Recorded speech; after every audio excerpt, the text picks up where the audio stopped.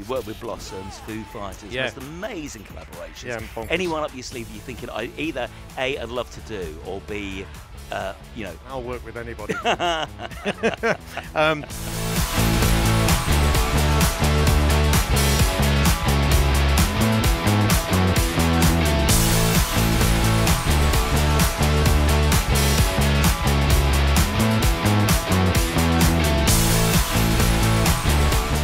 Rick Astley, hello. Hello. Great to see you. Great And set. you? Couple of things I want to mention. Sure. A couple of big landmarks. So, Sam Fender Oh, wow, yeah. did his very first session on Virgin Radio. Oh, really? And it was just because I just saw you do the song. Oh, wow. Okay. That's amazing. Yeah, well, I saw him on Jules Holland, as obviously millions of other people did, some years ago now, actually. He's been around a long time. But I just thought, wow, this is really...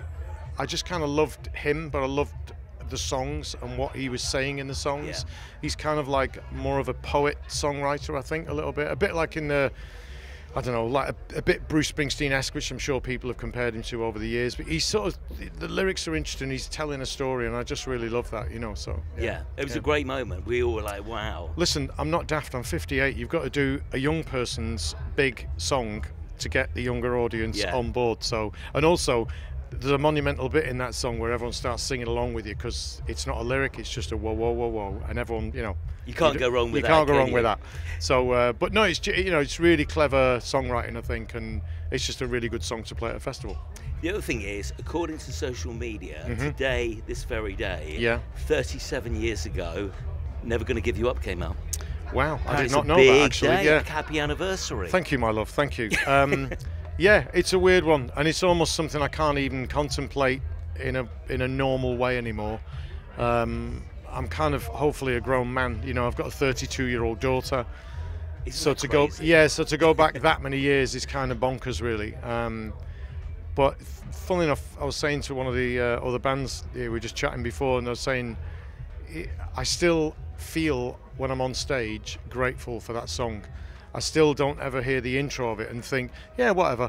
I kind of think, wow. But for the grace of, I wouldn't have that song. Yeah. And therefore I wouldn't have these moments where I get to come and play festivals.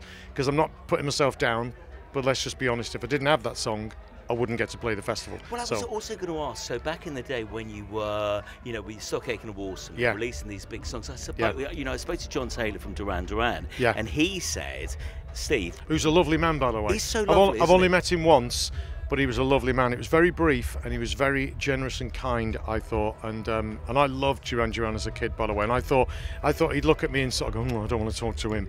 But he was absolutely lovely. Sorry to interrupt you there. No, but he was saying, you know, we were at the peak of our powers. It was the 80s. We would never, Duran Duran would never have been invited to headline a festival back then. He said we were thought of as, you know, maybe not cool enough at the pop act or whatever. Yeah, but festivals weren't about pop back then, really. They were much more of a rock thing, even a prog rock thing at times and whatever. Do you know what I mean? So I understand that. I mean, listen, I've got lots of friends when I was young and, you know, last years of school and stuff and buying Duran records and stuff and being in bands and trying to play Planet Earth and all the rest of it. And I know there was a bit of snobbery sometimes, especially with them, for instance, and maybe Spandau as well, because they look great. You know, a lot of it was about the fashion, a lot of it was about certain things that weren't steeped in that muso sort of background thing. Do you know what I mean? So I understand that. But they all played really well. He's like an amazing bass player. They're all great musicians. So I get it, but I think it's just a bit of snobbery, really. I love the fact you touched on this on stage. You said, actually, guys, I was a drummer to begin with. Yeah.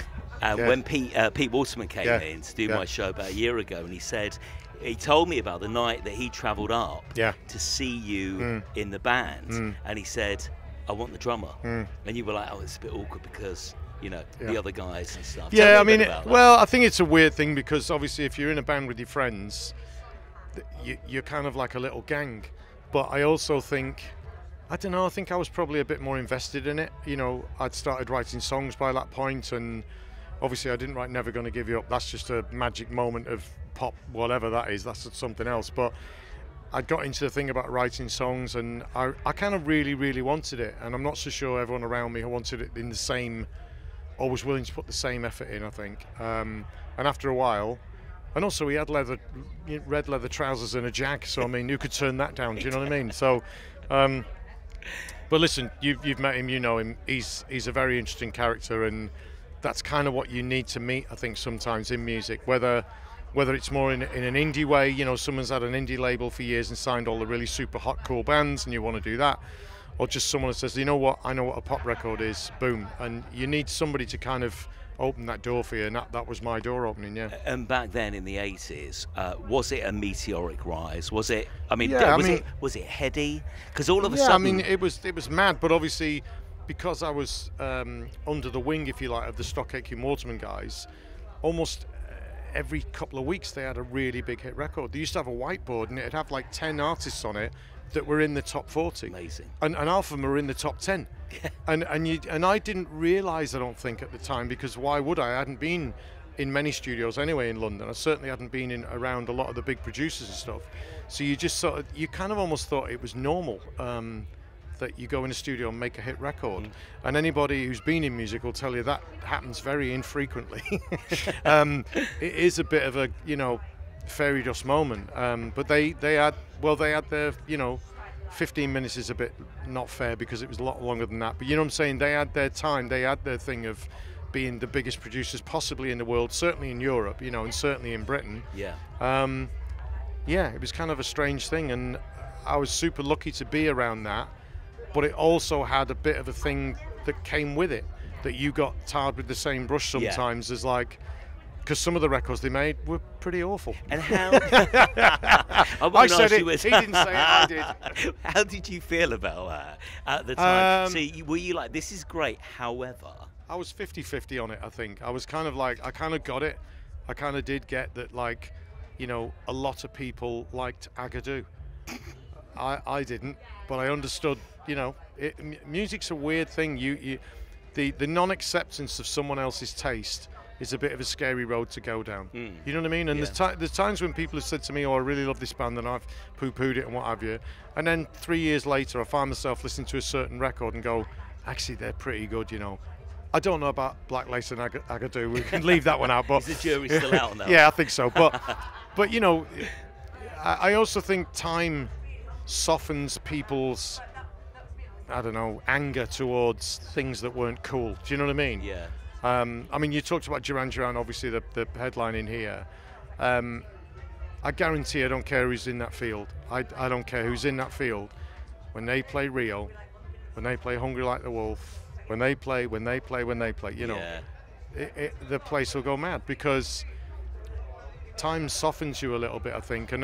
Yes, there is a bit of nostalgia, and I'm not going to direct that towards Duran Duran necessarily, but I'm just saying, of course, if songs have been around for 30 odd years, then there's some nostalgia in that, and that can be whatever it is. You can go on The Police reformed some years ago now, a while ago, and I think it was one of the biggest tickets in the world, that 18 months, whatever it was.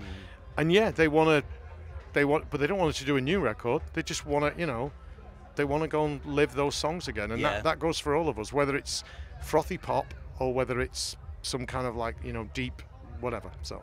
And the amazing thing is, your story is different to quite a lot of the others, because I've spoken to so many of your contemporaries, and they go, it was a great time, and it was what it was, but by 1991 or whatever, it was over. But you, of course, thanks to the internet, had a whole resurgence and a massive part two. And how did that happen? Can you tell me a bit about I don't know. I wish I did know, to be honest. I think there are many managements and record companies around the world that would try and study the thing of rickrolling and go, how can we do that? How can we get a song to be a meme? How can we get, you know, obviously that's the chasing that dream, I think, sometimes, of how do you resurrect a song like that and make it. But the beauty of the internet is it's not up to some great big conglomerate business. It's up to people. Exactly. And therefore, whether it's a cat doing something daft, or whether it's, you know, an artist singing a song from whenever, it's a people's choice thing. And don't get me wrong, I'm not totally devoid in my thoughts about thinking that it is, I'm not going to call it a piss take exactly, but, you know, there's an element of, you know, it's not been a hard thing to kind of deal with. It's just been, I'm not the age, I'm not the generation of the internet. Do you know what I mean? Yeah. If you grew up with it always being there, then you understand memes. You understand that they're just today's, what we used to call, and I'm throwing you into my age group, you're probably a lot younger than me. Please do. All right, but I'm saying it's like yesterday's paper is today's fish and chip wrapper, right? Try and work that out if you don't know what that means. And I think that the internet does that on an hourly basis almost. You know, you look at TikTok and things, nobody really takes anything hyper serious in that way. Yeah. And so, but for me, it's been quite a difficult thing because I'm not of that generation. So I kind of had to have my daughter explain it to me and just say, look, just chill, just don't take it to heart. It's just, you know, and so I've always kind of felt lucky because of it rather than any kind of negativity, I think. Again, I've done so many gigs with artists who are my age, maybe even older, and I thought these people on this stage right now have got something to offer. They've got great music, they can still do it, and still really entertain an audience. But I also do, somewhere in the back of my mind, believe that music is about youth. It's about the energy of youth. It's about doing something new. So I think a festival like today is a balance. It's kind of like, it's really great, and obviously Duran Duran, let's knock it out the park. I mean, they've got the tunes, so it's about having an artist who's been there and done it, but it's also about seeing new artists, you know. I've got one more question. Okay. You work with Blossoms, Foo Fighters, most amazing collaborations. Yeah, anyone up your sleeve that you're thinking, either A, I'd love to do, or B, you know. I'll work with anybody. I think what it is that I think both those instances that you just mentioned, we bumped into each other, kind of. I mean, literally, the Foo Fighters was literally bumping into them while they were doing their gig. But, you know, with Blossoms, I met them backstage at a thing, and I think there's a real beauty in that. There's a real kind of like, I've never, well, I'm not going to name the ones who are arses, but 99% of people who you meet backstage feel a camaraderie, and there's a kind of like, we're all kind of happy to be here. And so I think bumping into people backstage is the way to do it. Right. You know what I mean? I don't want to pick somebody out of a Rolodex or whatever, you know, listen to me, Rolodex, 80s. I don't want to pick somebody out and kind of go like, oh, you know what I mean? It's like you need to, I think it's just a casual bumping into each other over a glass of Chardonnay. Look at this. And saying, let's do this. Let's work together. Yeah. So. Well, listen, Chris Evans always says that you are the nicest, kindest, most down-to-earth pop star. I'll take that as a massive compliment, and I'll throw that back at him. I'm sure you know Chris well. Yeah. I'll throw that back at him because that dude, he's done it all, and he's still kind of doing it, and it's amazing, really. Yeah. We'll come back and see us at the top. You're Absolutely. Always welcome. It's so lovely. Thank you to see you. Rick Astley, thank you very much. Lovely. Thank you. Virgin Radio.